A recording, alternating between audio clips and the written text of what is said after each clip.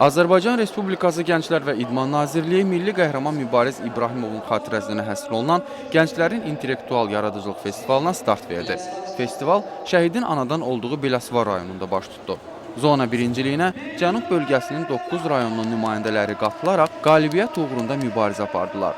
Məlumat üçün bildirək ki, yarışmada tək intellektual gənclər yox, eyni zamanda rəssamlar və nitq qabiliyyətli gənclər də iştirak edirdi. Festival yaradıcılıq festivalıdır ümumiyyətlə.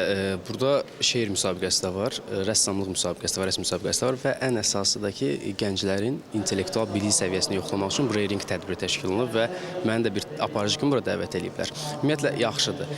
Mənə elə gəlir ki, Azərbaycanın gələcəkdə igid oğul və qızları, hətta döyüş meydanında, müharibə meydanında belə əskər olacaqlarsa, o intellektual əskər olmalıdır. Qalibiyyət uğrunda mübarizə aparan gənclər gərgin oyun nümayiş etdirdilər. Sonda Gənclər və İdman Nazirliyi tərəfindən qaliblərə hədiyyələr təqdim olundu.